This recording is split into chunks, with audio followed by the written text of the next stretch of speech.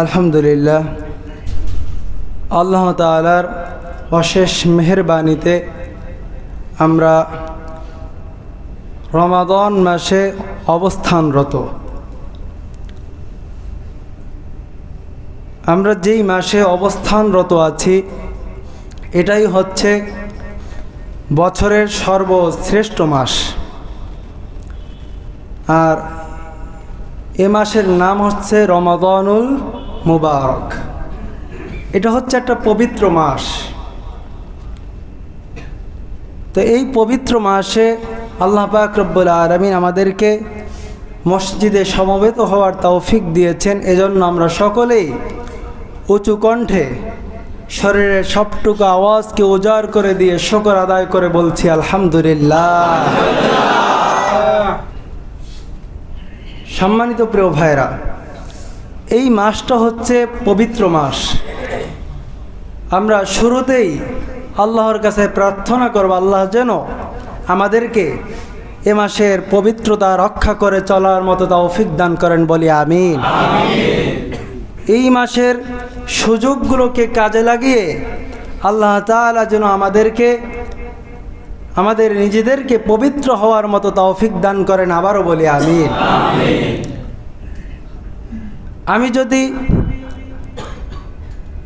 খুব অল্পতে আপনাদেরকে বোঝাতে চাই তাহলে আমি বলবো, এই যে রমজান মাস, এ মাসটা হচ্ছে ফরজ ইবাদত ঠিক মতো করার পাশাপাশি এই রমাদান হচ্ছে নফল ইবাদতের মাস। কি ইবাদতের মাস? নফল ইবাদতের মাস। আবার আমি এটাও বলবো, এটা যেরকমভাবে ইবাদতের মাস, নফল আমল করার মাস, ঠিক তেমনইভাবে এই রমাদান হচ্ছে ইসলামের বিপ্লব ঘটানোর মাস। এজন্য আজকে আমার আলোচনায় দুটি পয়েন্ট থাকবে। এক নাম্বার, রমাদানের নফল ইবাদত, আমরা কি কি ইবাদত করতে পারি, কোন ইবাদতগুলো আল্লাহর কাছে বেশি পছন্দ। আর দ্বিতীয় যে আমাদের পাঠ আলোচনার মধ্যে দ্বিতীয়তে থাকবে, এই রমাদান এটা কিভাবে, কেনই বা ইসলামের বিপ্লব ঘটানোর মাস হলো, এখান থেকে আমাদের কি শিক্ষণীয় বিষয় আছে। তা আমি শুরুতেই বললাম, এই রমাদান হচ্ছে নফল ইবাদতের মাস। কোন ইবাদতের মাস? নফল ইবাদতের মাস। আপনি যদি আল্লাহর নৈকট্যতা অর্জন করতে চান, এই নফল ইবাদত ছাড়া আপনার বিকল্প কিছুই নেই। অর্থাৎ আল্লাহর একান্ত কাছাকাছি যেতে হলে আপনাকে নফল ইবাদত করতেই হবে।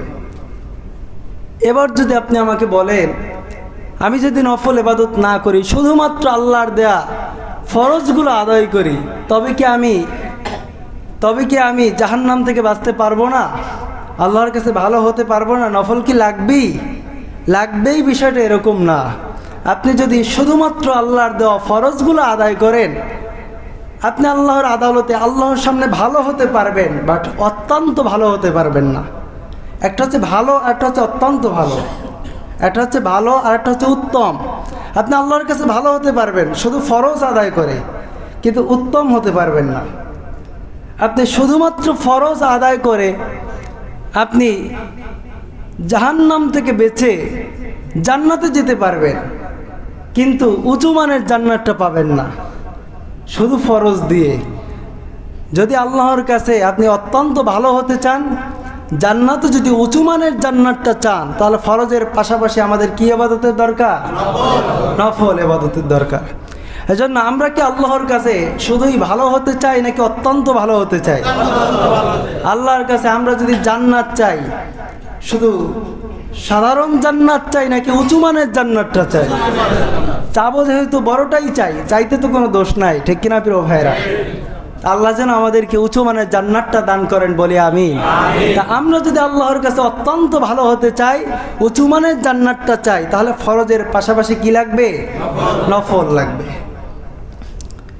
ইসলামে যত নফল ইবাদত রয়েছে, এর মধ্যে সর্বশ্রেষ্ঠ এক নম্বরে নফল ইবাদত হচ্ছে তিলাওয়াতে কুরআন। এক নম্বর কি বলেন? তিলাওয়াতে কুরআন। এই নফল ইবাদতটা আমরা করার জন্য রাজি আছি তো ইনশাআল্লাহ প্রিয় ভাইরা? কোরআন তেলাওয়াত এটা আমাদের হয় না, সাধারণত আমাদের হয়ে ওঠে না। এই যে কোরআন পড়তে কোনো সমস্যা আছে?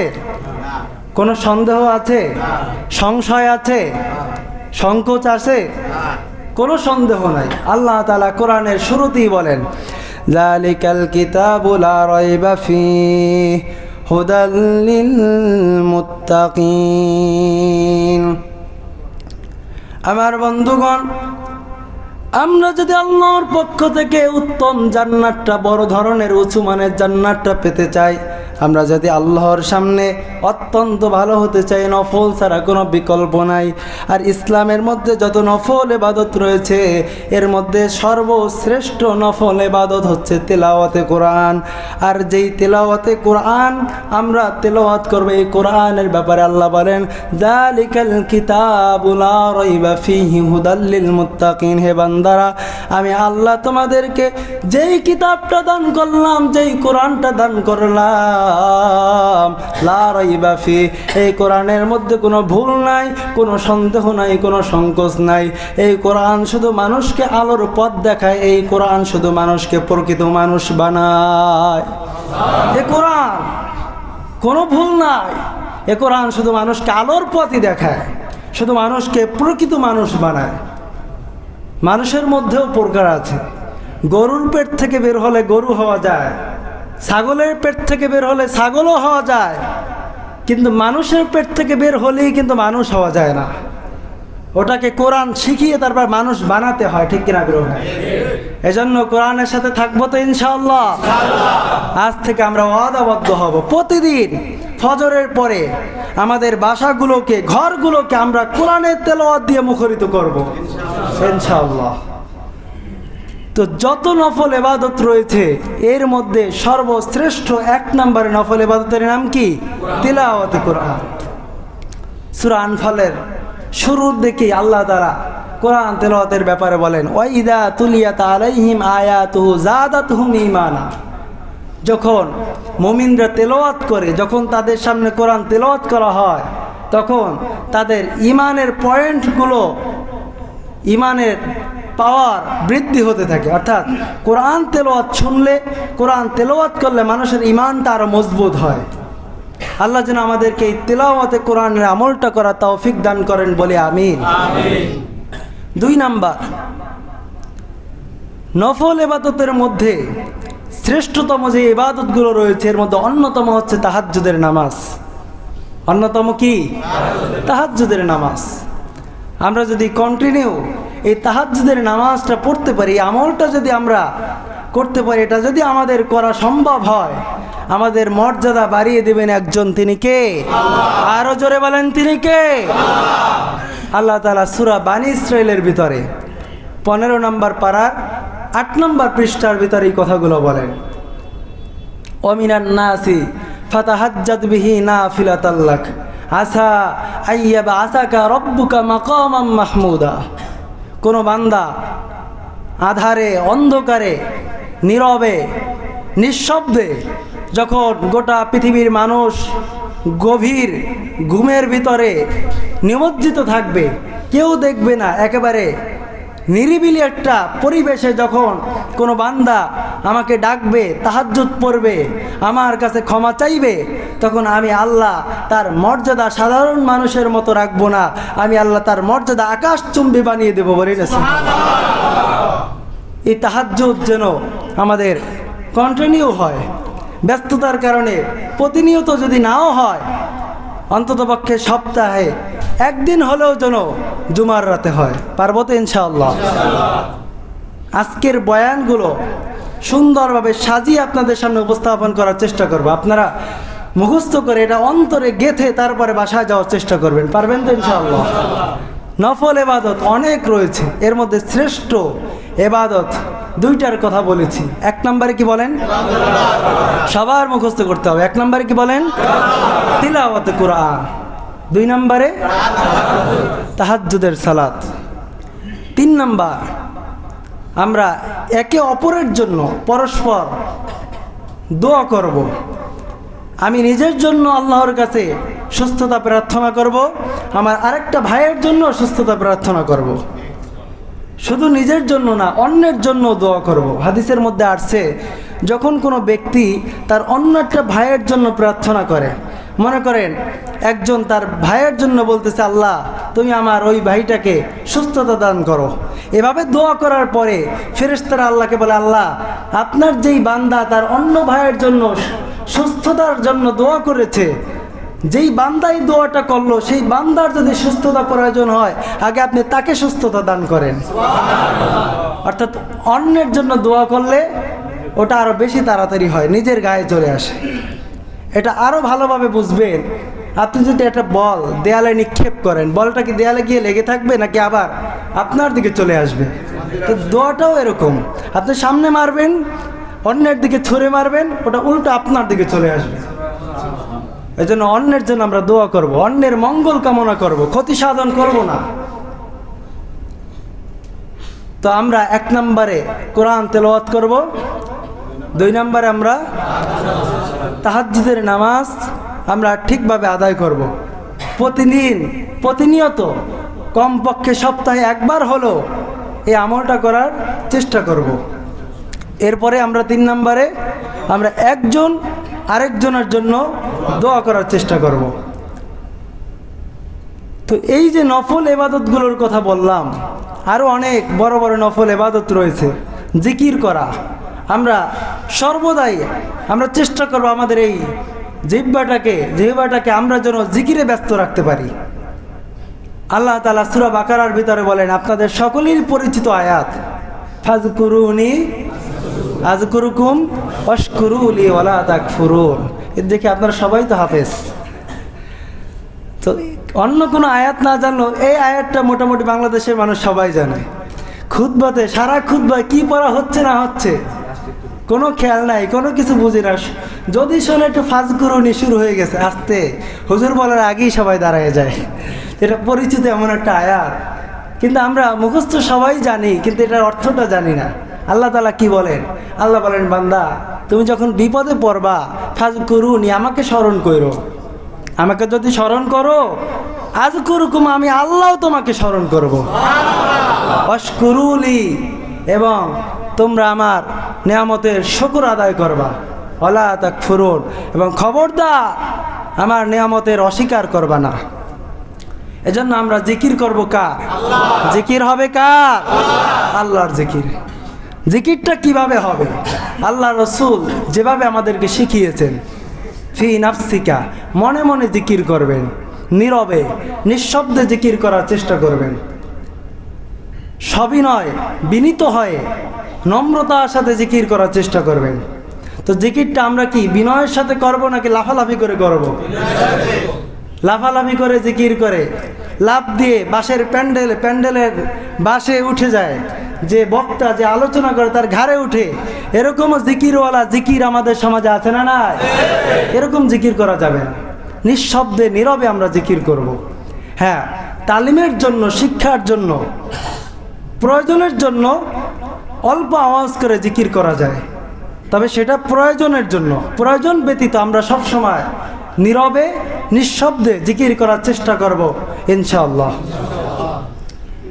তো এই আমলগুলো যদি আমরা করি, এই যে দেখেন আমি 4টা আপনাদেরকে আমলের কথা বললাম। 1 নম্বরে তিলাওয়াতে কোরআন, 2 নম্বরে তাহাজ্জুদের নামাজ, 3 নম্বরে একে অপরের জন্য দোয়া, 4 নম্বরে নীরবে নিঃশব্দে সবিনয় আল্লাহর জিকির করা। 5 নম্বরে আরেকটা বলে দিচ্ছি, আমরা কম পারি বেশি পারি প্রতিনিয়ত আমরা দান করার চেষ্টা করবে, এবং আমাদের দানটা হয় যেন গোপনে। কারণ হাদিসের মধ্যে আসছে, যখন কেউ গোপনে দান করে তার উপর থেকে আল্লাহর রাগ কমে যায়। অর্থাৎ আমার কোনো অপকর্মের কারণে আল্লাহর যদি কোনো রাগ থেকে থাকে, মুহূর্তের মধ্যেই সেটা ঠান্ডা হয়ে যাবে যদি আমরা নীরবে এবং গোপনে দান করতে পারি। এজন্য আমরা দানও করব, কিন্তু এটা কাকে? মানুষকে দেখানোর জন্য নাকি রবকে দেখানোর জন্য? রবকে দেখানোর জন্য। এই 5টা নফল ইবাদত কেউ যদি করতে পারে, তার জীবনটা সৌভাগ্যবান হয়ে যাবে। তিলাওয়াতে কোরআন, তাহাজ্জুদের নামাজ, একে অপরের জন্য দোয়া, এরপরে জিকির, 5 নম্বরে দান করা সেটা গোপনে হতে হবে। এই নফল ইবাদতগুলো করলে কী লাভ হবে? এক নম্বরে সহজ ভাষায় যদি বলি, আল্লাহর নৈকট্যতা পাওয়া যাবে, কাছাকাছি চলে যাওয়া যাবে। আরেকটু যদি ব্যাখ্যা করে বলি, আমরা তো বলি যে তাকওয়া এটা হচ্ছে গুরুত্বপূর্ণ একটা সম্পদ, অর্থাৎ আল্লাহকে ভয় করা। আল্লাহকে ভয় করা যে ব্যাপারটা, এটা কিন্তু সবার ভিতরে থাকে না। থাকে না। এটা আল্লাহ তাআলা যাকে ভালোবাসেন একমাত্র তাকেই এই সম্পদটা দান করেন, তাকওয়া সম্পদ। তো এই সম্পদটা কিভাবে অর্জন করব আমরা? এই সম্পদটা তখনই অর্জন হয় যখন একটা মানুষ সব ফরজগুলো আদায় করার পাশাপাশি নফল ইবাদতগুলো বেশি বেশি করে। আপনি যদি শুধু ফরজ আদায় করেন, নফল না করেন, এটা তেমন কিছু না। কারণ এটা আপনি নিজের স্বার্থে করতেছেন, জাহান্নাম থেকে বাঁচার জন্য। আপনি জাহান্নামে যাবেন, আগুনে পুড়বেন, ভয় পাচ্ছেন। সেই জাহান্নামের আগুন থেকে বাঁচার জন্য নিজের স্বার্থে আপনি ফরজ ইবাদতগুলো করতেছেন। আর যখন আপনি নফল ইবাদত করবেন, তখন বোঝা যাবে না এটা শুধু নিজেকে জাহান্নাম থেকে বাঁচানোর জন্যই না, বরং আল্লাহ তাআলার অতিরিক্ত ভালোবাসা পাওয়ার জন্য আপনি অতিরিক্ত ইবাদত করতেছেন, ওভার টাইম করতেছেন। তো এই জন্য নফল ইবাদত করলে আল্লাহর নৈকট্যতা পাওয়া যায়, তাকওয়ার নিয়ামত পাওয়া যায়। আল্লাহ তাআলা যারা বেশি বেশি নফল ইবাদত করে তাদেরকে তাকওয়া সম্পদটা দান করেন। তাকওয়াটা আবার কি? এটা হচ্ছে ভয়। তাকওয়া শব্দের অর্থ কি? ভয়, আল্লাহকে ভয় করা। আসলে যারা আল্লাহকে ভয় করে, যারা একথা অন্তরে প্রতিটা সেকেন্ডে প্রতিটা মুহূর্তে লালন করে যে আল্লাহ আমাকে সর্ব অবস্থায় দেখছেন, সব কিছু শুনছেন, এটা যারা অন্তরে লালন করে, এক কথায় যারা আল্লাহকে ভয় করে, তারা কখনো কোনো দিন অন্যায় করতে পারে না।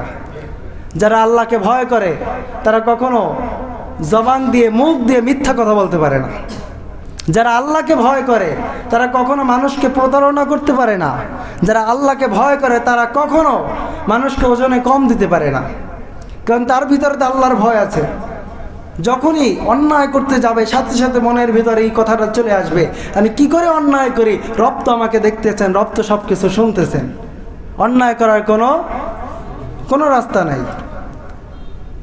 এজন্য যারা বেশি বেশি নফল ইবাদত করবে, আল্লাহ তাআলা তাদের অন্তরে আল্লাহর ভয় জমা করে দেবেন। আল্লাহর ভয়টা যখন আমাদের অন্তরে জমা হবে, তখন এই আল্লাহর ভয়টাই আমাদেরকে অন্যায় থেকে বাঁচিয়ে দেবে। এই যারা অন্যায় করে, চাঁদাবাজি করে, দুর্নীতি করে, টেন্ডারবাজি করে, মানুষকে গালিগালাজ করে, অন্যের দোষ চর্চায় লিপ্ত থাকে, আল্লাহর নাফরমানি করে, সব কিছুর মূলে একটাই কারণ, সেটা হচ্ছে তাদের অন্তরে রবের ভয় নাই। কার ভয় নাই? রবের ভয় নাই, আল্লাহর ভয় নাই। দেখবেন যখন রমজান আসে লেবুর দাম বেড়ে যায়। আল্লাহর ভয় নাই দেখি যখন রমজান আসে শসার দাম বেড়ে যায়। কিন্তু এই লোকটার ভিতরে যারা এই সিন্ডিকেট করে, তাদের ভিতরে যদি আল্লাহর ভয় থাকতো তাহলে তারা এটা করতে পারতো না। পারতো তারা? এটা করতে পারতো না। এই জন্য আল্লাহর ভয় এটা আল্লাহ তাআলা সবাইকে দেয় না, সবাই পায় না। একমাত্র যারা আল্লাহর পছন্দের, যাদেরকে আল্লাহ তাআলা ভালোবাসেন, একমাত্র তাদেরকে এই নিয়ামতটা দান করেন। আল্লাহ যেন আমাদেরকে সেই তাকওয়া সম্পদটা দান করেন, বলে আমিন। এই যে দেখেন, আল্লাহর ভয় না থাকার কারণে আমাদের বাংলাদেশে কত মায়ের বুক খালি হলো, আমার কত বোন বিধবার খাতায় তার নামটা লেখালো, কত তরুণ তার তারুণ্যকে উৎসর্গ করে দিল, বিসর্গ করে দিল, শেষ করে দিল, কত কিছু হলো, কত সন্তান বাবা হারা এতিম হয়ে গেল, কত রক্ত ঝরানোর পরেও আজকে মানুষের ভিতরে আল্লাহর ভয় না থাকার কারণে বাংলাদেশে আমি তো বলবো বিন্দু মাত্র কোনো পরিবর্তন এখনো আসে না। তবে আমি এ কথাও চিল্লায় বলতে পারি, বাংলাদেশের সম্পূর্ণ দায়িত্বটা, আংশিক না, সম্পূর্ণ দায়িত্বটা যদি তাকওয়াবানদের হাতে চলে যায়, যারা আল্লাহকে ভয় করে, যারা জানে যে আল্লাহ তাকে দেখতেছেন, সব কিছু শুনছেন, এই কথাটা 24টা ঘন্টা যারা অন্তরে লালন করে, এমন ব্যক্তিদের হাতে কোনোদিন যদি বাংলাদেশের সম্পূর্ণ দায়িত্বটা চলে যায়, একমাত্র সেদিনই গোটা বাংলাদেশ পরিবর্তন হবে, সিন্ডিকেট বন্ধ হবে। ওই দায়িত্বশীল জায়গাগুলোতে এই মুত্তাকিদেরকে বসানো ছাড়া দেশকে পরিবর্তন করা কখনো সম্ভব নয়। দেখেন, দেশের দায়িত্বে মুত্তাকিরা থাকলে, যারা আল্লাহকে ভয় করে এমন লোকেরা থাকলে দেশের দৃষ্টান্ত কেমন হয় আর সে দেশের জনগণের দৃষ্টান্ত কেমন হয়। আমি আপনাদেরকে ইসলামী ইতিহাস থেকে দুটি দৃষ্টান্ত উপস্থাপন করব। তাহলে আপনারা বুঝতে পারবেন যে যারা আল্লাহকে ভয় করে তারা যদি রাষ্ট্রের দায়িত্বে থাকে তাহলে সেই ইসলামী রাষ্ট্রের শাসক কেমন হবে আর জনগণ কেমন হবে। হযরত ওমর ফারুক রাদিয়াল্লাহু তাআলা আনহু, নাম তো শুনেছেন আপনারা। তিনি যখন মদিনার দায়িত্বে ছিলেন, শুধু মদিনা শহরের না, অর্ধেকটা পৃথিবীর দায়িত্বে ছিলেন। তো ওই সময় ইয়েমেন থেকে কিছু মুসলমানদের জন্য মদিনায় কাপড়ের টুকরা পাঠানো হলো হাদিয়া হিসাবে। হযরত ওমর ফারুক রাদিয়াল্লাহু তাআলা আনহু তিনি সেই নিজ হাতি কাপড়গুলো তার জনগণের ভিতরে বন্টন করে দিলেন। তো পরের দিন ছিল জুমার দিন। ওমর ফারুক রাদিয়াল্লাহু তাআলা আনহু যখন জুমার মিম্বারে খুতবা দিচ্ছেন, হঠাৎ করে খুতবার মাঝখানে একজন সাধারণ মানুষ ওমরের সামনে দাঁড়িয়ে গেলেন। দাঁড়িয়ে বলতেছেন, ইয়া আমিরুল মুমিনিন, আপনি যতক্ষণ পর্যন্ত আমার প্রশ্নের উত্তর দিবেন না ততক্ষণ পর্যন্ত আপনার আলোচনা শুনবো না। চিন্তা করেন কতটা জবাবদিহিতার জায়গায় থাকলে একজন শাসকের সামনে সাধারণ মানুষ দাঁড়িয়ে এভাবে প্রশ্ন ছুড়ে দিতে পারে। এরপরে সেই সাধারণ মানুষটা হযরত ওমরকে প্রশ্ন করলেন যে আমরা তো দেখছি আপনার গায়ে যেই পোশাকটা দেখা যাচ্ছে এখানে 2 টুকরা কাপড় দেখা যাচ্ছে, অথচ গতকালকে যেই কাপড়টা আসলো আমরা তো সবাই এক টুকরা করে কাপড় পেয়েছি। আমার প্রশ্ন হলো আপনি 2 টুকরা কাপড় পেলেন কোথায়? জবাব চাই। ওমর ফারুক রাদিয়াল্লাহু তাআলা আনহু পুরো পরিবেশটা একেবারে নিস্তব্ধ হয়ে গেল। একজন শাসককে যদি সাধারণ মানুষ এমন প্রশ্ন করে তখন অবস্থাটা যেমন হয়। তখন তারই পাশে ছিল তারই ছেলে হযরতে আব্দুল্লাহ রাদিয়াল্লাহু তাআলা আনহু। তিনি দাঁড়িয়ে সবাইকে উদ্দেশ্য করে বললেন, আপনারা আমার বাবাকে যে প্রশ্নটা করেছেন আমার বাবারই হয়, আমি সেই উত্তরটা দিচ্ছি। আপনারা যেরকমভাবে এক টুকরা করে কাপড় পেয়েছেন আমার বাবাও সেই এক টুকরাই কাপড় নিয়েছেন। তিনি চাইলে বেশি নিতে পারতেন, তিনি এক টুকরার বেশি কাপড় নেননি।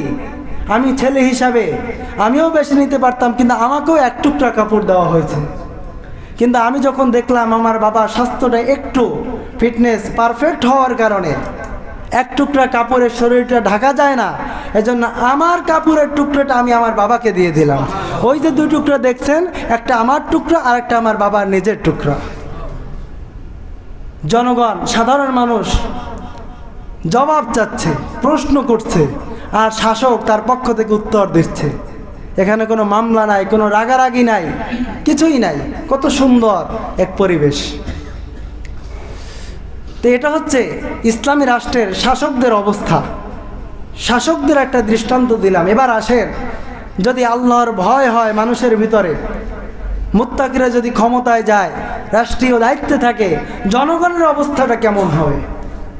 ওমর ফারুক রাদিয়াল্লাহু তাআলা আনহু তিনি আমাদের মতো দুনিয়া লোভিত মানুষ ছিলেন না। রাতের বেলা আরাম আয়েশ করতেন না, তিনি ঘোরাঘুরি করতেন, দেখতেন কোথাও কোনো জনপদে, লোকালয়, কোনো এলাকায় কোনো সাধারণ মানুষ ক্ষুধার যন্ত্রণা সহ্য করছে কিনা, কোনো কষ্টে পড়ে আছে কিনা। তো তারই ধারাবাহিকতায় একদিন হযরত ওমর ফারুক রাদিয়াল্লাহু তাআলা আনহু তার এলাকায় বের হলেন জনগণের খোঁজখবর নেওয়ার জন্য। গভীর রাত, একাই বের হয়েছেন। হঠাৎ করে দেখলেন অনেক দূরে একটা বাড়িতে নিবু করে আলো জ্বলছে। হযরত ওমর ভাবলেন এত রাত, সবাই ঘুমায়, গভীর ঘুমে নিমজ্জিত সবাই, যখন ওখানে নিবু করে আলো জ্বলছে, কারণ কি? একটু গিয়ে দেখি কোনো খোঁজ খবর নেওয়া যায় কিনা, কোনো সমস্যায় পড়ে আছে কিনা ওই বাড়ির লোকজন। হযরত ওমর সেই বাড়ির আঙিনায় চলে গেলেন, কান পাতলেন যে কোনো কিছু শোনা যায় কিনা। তিনি শুনলেন যে সেই বাড়ির মালিক বুড়িমা তার মেয়েকে বলছে, এগুলো আপনার ইসলামী ইতিহাস পড়লে, নবীজির সিরাত পড়লে ওই কিতাবগুলোতে পাবেন। তো হযরত ওমর কান পেতে শুনলেন যে মা তার মেয়েকে বলতেছে, মেয়ে উঠো, সকাল হয়ে যাবে, দুধ দহন করে এনেছি, পানি মিশাতে হবে, সকাল হয়ে গেলে মানুষ দেখবে, ওমর জানবে, সমস্যার সম্মুখীন হব। মেয়ে উঠে বলতেছে, না এটা তো সম্ভব নয়, কারণ আমিরুল মুমিনিন ওমর তো নিষেধ করেছে। মেয়ে মাকে বলতেছে আমি পারবো না। এরপরে মা বলতেছে, বোকার মতো কথা বলো, এখন তো সবাই ঘুমায়, এমনকি ওমরও ঘুমায়, এখন যদি আমরা এখানে বসে পানি মিশাই, ওমর তো দেখবে না, দেখা তো তার পক্ষে সম্ভব না। তখন তার মেয়ে দেখেন তার ভিতরে আল্লাহর ভয় কতটা ছিল। তার মেয়ে বলতেছে, মা আমার রব, আপনার রব, ওমরের রব, তিনি হচ্ছেন এমন এক সত্তা, ওমর ঘুমায় কিন্তু লা তাখুযুহু সিনাতুন ওয়ালা নাওম, রব তো ঘুমায় না। সুতরাং ওমরকে হয়তো ফাঁকি দেওয়া যাবে, ওমরের চোখকে আড়াল করে হয়তো দুধে পানি মিশানো যাবে, কিন্তু রবকে তো ফাঁকি দেওয়া যাবে না। ইতিহাস পড়ে জানা যায় পরবর্তীতে সেই মেয়েটাকে হযরত ওমর তার ছেলের জন্য পুত্রবধূ করে ঘরে নিয়ে যায় তাকওয়ার ভিত্তিতে। দেখেন আমরা তো বিয়ে করানোর জন্য, মেয়েকে বিয়ে দেওয়ার জন্য দেখি সম্পদ আছে কিনা, অথচ এই পরিবারটা ছিল এমন যে দুধ বিক্রি করে পরিবার চালায়, কিন্তু তাদের এই মেয়ের ভিতরে তাকওয়া দেখতে পেরেছেন। পরবর্তীতে সেই তাকওয়ার উপর ভিত্তি করেই তিনি আত্মীয়তার সম্পর্ক করেছেন। এটাও একটা শিক্ষণীয় বিষয়। তো দেখেন, তো এই মেয়েটার ভিতরে যেভাবে আল্লাহর ভয় ঢুকেছে, যেভাবে কথাটা বলল, তো এইভাবেই যদি একটা দেশের প্রতিটা জনগণের ভিতরে যদি ভয় থাকে, ওই দেশে কোনোদিন কি চুরি বাটপারি হতে পারে? কোনোদিন অন্যায় হতে পারে? অন্যায় হতে পারে না। এজন্যই বলি যে যাদের ভিতরে আল্লাহর ভয় আছে তারা কখনো অন্যায় করতে পারে না। এখন আমাকে এতক্ষণ আলোচনার পরে অনেকে বলতে পারেন, হুজুর এখন তো রমজান মাস, এখন আলোচনা করবেন ইতিকাফের আলোচনা, এখন বলবেন একটা নফল আমল করলে একটা ফরজের সমান সওয়াব পাওয়া যায়, একটা ফরজ আমল করলে 70টা ফরজের সমান সওয়াব পাওয়া যায়। এই সমস্ত মিঠা মিঠা কথাগুলো বলবেন, এই সমস্ত প্রেক্ষাপট নিয়ে রাষ্ট্রীয় কথাবার্তা বলা দরকার কি রোজার ভিতরে? এরকম প্রশ্ন অনেকে করতে পারেন। আমি তাকে দুইটা উত্তর দেব। কয়টা?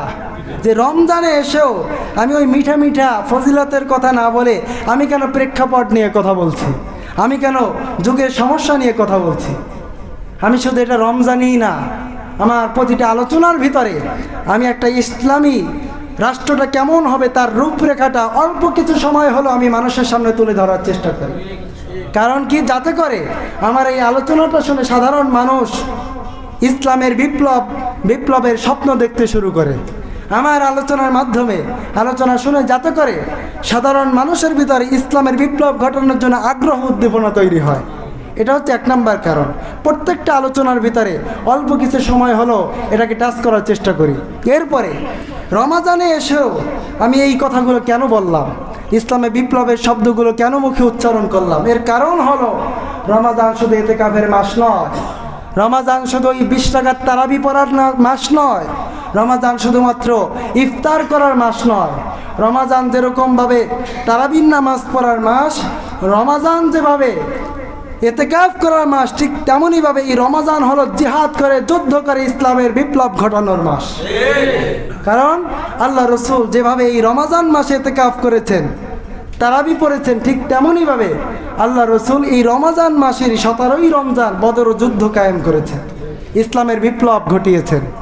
কিন্তু আমরা সেটা অনেকেই জানি না, অনেকেই আলোচনাও করি না যে এটা যে একটা বিপ্লবের মাস, বদর যুদ্ধ যে এই মাসেই হয়েছিল এটা কয়জন মুসলমান জানে? বা তারিখ কয় তারিখ ছিল এটা এখানে প্রশ্ন করলে আমার মনে হয় 10 জনও বলতে পারবে না। তো এই জন্য এই বিপ্লবের কথাগুলো আমাদের বলতে হবে। আসলে ইসলাম এটা কি শুধুমাত্র এই তাসবিহ জপার নাম, শুধুমাত্র ওই টুপি আর পাগড়ি পরার নাম? না, শুধুমাত্র টুপি, পাগড়ি, তারপরে এই তাসবিহ জপা, এগুলোর নামই শুধু ইসলাম না। ইসলামটা কেমন? আল্লাহ রসুল যেই হাত দিয়ে এতিমের মাথায় হাত বুলিয়েছেন, সেই হাত দিয়ে আবার তলোয়ার হাতে নিয়ে তিনি জীবনে 27টার মতো যুদ্ধ নিজে সশরীরে উপস্থিত হয়ে সংগঠিত করেছেন। এজন্য আমরা নরম থাকব, নরমের কথাগুলো বলবো, কিন্তু তার মানে এই না যে একজন আমার ইসলামকে নিয়ে কথা বলবে, আমার আল্লাহকে নিয়ে কটু মন্তব্য করবে আর আমরা তাসবিহ জপবো, এটার নাম ইসলাম না। সব সময় নরমের পরিচয় দেওয়া এটা ইসলাম না। মানুষ কি মনে করে? মানুষ মনে করে ইসলাম মানেই মনে হয় নরমের পরিচয় দেওয়া। একজন তোমাকে মারবে, তুমি মার খেয়ে চলে যাবে, এটাই মনে হয় ইসলাম। মানুষ এটা মনে করে, আসলে সব সময় নরমের পরিচয় দেওয়া এটা ইসলাম না। ইসলামে নরমও আছে, গরমও আছে। আপনারা হাদিস শুনলে বুঝতে পারবেন, এটাও পরিচিত হাদিস। দ্বিতীয় খুতবায় বলা হয় আরহাম উম্মতি, বলেন না কেন, বে উম্মতি আবু বকর, যে আমার উম্মতের মধ্যে সবচেয়ে নরম মানুষ হচ্ছে আবু বকর, এর মতো নরম মানুষ আর কেউ নাই। এরপরে আবার আরেক জায়গায় বলেন, এর পরের অংশে বলেন ও আসাদহুম ফি আমরিল্লাহ ওমর, যে আমার উম্মতের মধ্যে সবচেয়ে গরম হচ্ছে ওমর, ওমরের মতো গরম আর কেউ নাই। তাহলে ইসলামে নরমও পেলেন, গরমও পেলেন। সময় অনুযায়ী ব্যবহার করতে হবে। যখন পরিবেশ ভালো থাকবে, আমার মতো আপনার মতো নরম আর কেউ নাই। যখন ইসলামের উপর কেউ আঘাত আনবে, আমার ধর্ম নিয়ে যখন কেউ কটূক্তি করবে, তখন ওই আবু বকরের নরম গুণ নিয়ে বসে থাকা যাবে না। তখন সেই ওমরের গুণকে ধারণ করে ইমানের বারুদে জ্বলে উঠতে হবে, ঠিক না? তখন গরম হতে হবে। তখন যদি আপনি তাসবিহ টিপে আর নমনীয়তার পরিচয় দেন, তাহলে সেটার নাম ইসলাম হবে না। আল্লাহ যেন আমাদেরকে উভয়টার সমন্বয় চলাফেরা করার তৌফিক দান করেন বলে আমিন। সম্মানিত প্রিয় ভাইয়েরা, দেখেন আমরা যারা ইসলামের বিপ্লবের কথা বলি, এদেশে ইসলামের বিপ্লব ঘটুক এটা কিন্তু অনেকেই চায় না। এদেশের সুশীল সমাজ চায় না, আশেপাশের প্রতিবেশী রাষ্ট্ররা চায় না।